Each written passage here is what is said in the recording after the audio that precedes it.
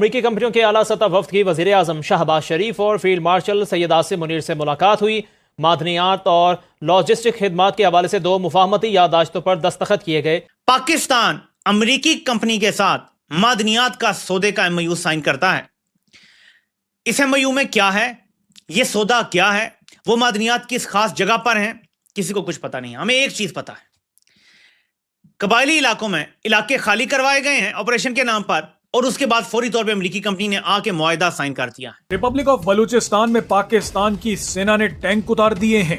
Balochistan freedom fighters की दिलेरी देख असीम मुनीर इतना बौखला गए हैं कि उन्होंने पाकिस्तानी सेना को बलूचिस्तान में आजादी की चिंगारी बुझाने के लिए भेज दिया। लेकिन उसके बाद पाकिस्तानी सैनिकों के साथ जो हुआ उसे देखकर भारत खुश हो जाएगा, लेकिन ये तस्वीरें अमेरिका को हिलाकर रख देंगी। अमेरिका इसलिए टेंशन में आ जाएगा क्योंकि असीम मुनीर हाल ही में डोनाल्ड ट्रंप को बलूचिस्तान के प्राकृतिक संसाधनों का लालच देकर आए हैं, लेकिन ये नहीं बताकर आए कि जिस बलूचिस्तान में पाकिस्तान की सेना और चीन तक नहीं टिक पाया, वहां अमेरिका क्या ही कर लेगा।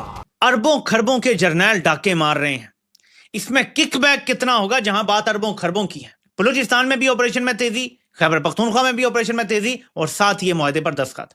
मुआहदा क्या है, जो सिर्फ अभी तक थोड़ी सी तफसीलात सामने आई हैं कि यहां से रॉ मटेरियल यानी लिटरली पत्थर लेके अमेरिका जाएगा और प्रोसेसिंग अमेरिका में होगी, यानी वैल्यू ऐड सारा करके उनको जो असल काबिल इस्तेमाल चीज है वो अमेरिका बनाएगा, यहां से पत्थरों के भाव आपकी मादनियात ले जाएंगे। लेकिन इस मादे की कोई तफसील नहीं है अभी तक अवाम के सामने। पाकिस्तान के अंदर जो रेयर अर्थ मिनरल्स हैं, जिनका वादा कभी चाइना के साथ और सऊदी अरेबिया के साथ किया गया था, आज वो अमेरिका को थमा दिए गए हैं। अमेरिका की एक्सेस उसमें दे दी गई है। ये पाकिस्तान की नेशनल इकॉनमी या नेशनल इकॉनमी के इंटरेस्ट्स के कोई सॉलिड डिसीजन नहीं है, ये उस तरह के डिसीजन नहीं है जो एक रियासत करती है। आप देख ही रहे हैं कि हिंदुस्तान में और अमेरिका में खप पड़ी हुई है। पाकिस्तान में चीन को और अमेरिका दोनों को साइमल्टेनियसली एंगेज रखने और उन्हें ऑब्लाइज करने की कोशिश की जा रही है। इसमें नेशनल इंटरेस्ट की कोई कंसिडरेशन नहीं। हिंदुस्तान में अमेरिका और हिंदुस्तान के दरमियान में खप पड़ी हुई है on the basis of national interest. वहां नरेंद्र मोदी अपनी सियासत में चाहे तो शायद वो अमेरिका के साथ डील कर ले, लेकिन उसको अपने नेशनल इंटरेस्ट को देखना पड़ा। ये फर्क है एक फंक्शनल डेमोक्रेसी और एक डिक्टेटरशिप के दरमियान। डिक्टेटरशिप जो है उसके सामने कोई नेशनल इंटरेस्ट नहीं होता। असीम मुनीर अमेरिका से बलूचिस्तान लिबरेशन आर्मी को आतंकी संगठन घोषित करवा आए, लेकिन अब इसकी कीमत पाकिस्तान के सैनिकों को चुकानी पड़ रही है। बलूचों ने पाकिस्तानी सैनिकों की ऐसी हालत की है कि वो कपड़े छोड़ कर भाग रहे हैं, अपना भेष बदल कर भाग रहे हैं। इसी से घबराकर असीम मुनीर ने बलूचिस्तान की सड़कों पर टैंक उतार दिए। इसमें ना बलूचिस्तान का वज़ीर आला नजर आ रहा है, ना इसमें खैबर पख्तूनख्वा का वज़ीर आला नजर आ रहा है, ना इसमें आपको शायद गिलगित बल्तिस्तान का वज़ीर आला नजर आएगा। तो जहां पे ये सारी मादनियात हैं, उन नुमाइंदों को तो आपने बुलाया नहीं, तो मुआहदे कौन साइन कर रहा है? गैर नुमाइंदा पार्लियामेंट और गैर नुमाइंदा फौजी जर्नैल अवाम की मर्जी और मंशा के बगैर अवाम के खजानों के सौदे कर रहे हैं। ये सबसे खतरनाक सूरत हाल है। बताया यह जा रहा है कि पाकिस्तान की सबसे बड़ी रेलवे अपग्रेड स्कीम ML1, जिसे CPEC का दिल कहा जाता था, वो अचानक खत्म कर दी गई है। और चीन जो बरसों से अरबों डॉलर के वादे कर रहा था, बताया जा रहा है, जरा ये कह रहे हैं कि अब वो इस मंसूबे से पीछे हट रहा है।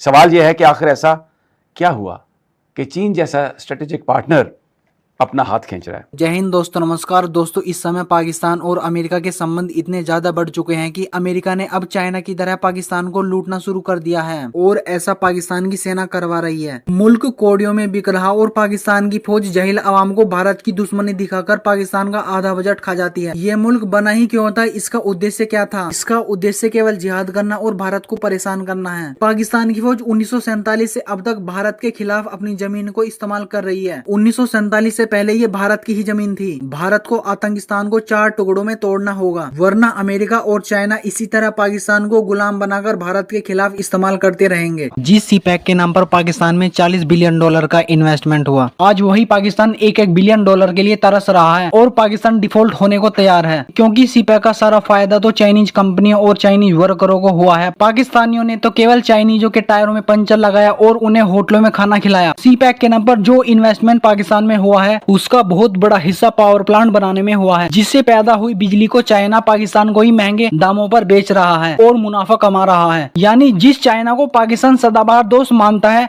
आज वही चाइना न तो पाकिस्तान में कोई इन्वेस्टमेंट करने को तैयार है और न ही कोई बड़ा लोन पाकिस्तान को देने को तैयार है। चाइना को जरा ये बताते हैं, खदशात लाक हैं कि ये जो अरबों डॉलर का कर्जा है या सरमायाकारी है, क्या पाकिस्तान इसको वापस कर सकेगा?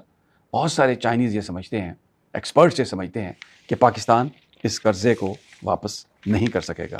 ये याद रखिए कि पाकिस्तान पहले ही IMF के कर्जों पर चल रहा है, बिजली घरों को अदायगियाँ रुकी हुई हैं और ज़र मुबादला के ज़खायर आर्टिफिशियल भी हैं और बहुत कम हैं। तो चाइना ने यह सोचा कि रिस्क लेना अब दानिशमंदी नहीं, इतना ज़्यादा इसके अंदर घुसना चाइनीज़ मईशत के लिए ख़तरात पैदा कर सकता है। और फिर जो सबसे बड़ा एक जो खदशा जिसने चाइनीज़ का जो ख्याल है या जो एक थॉट चेंजिंग प्रोसेस है उसको ट्रिगर किया, वो गालबन सिक्योरिटी खदशात। बार बार जो चाइनीज़ वर्कर्स और इंजीनियर हैं उन पर ग्वादर में, दासू में और जो दूसरे प्रोजेक्ट्स हैं उन पर बार बार हमले होते रहे।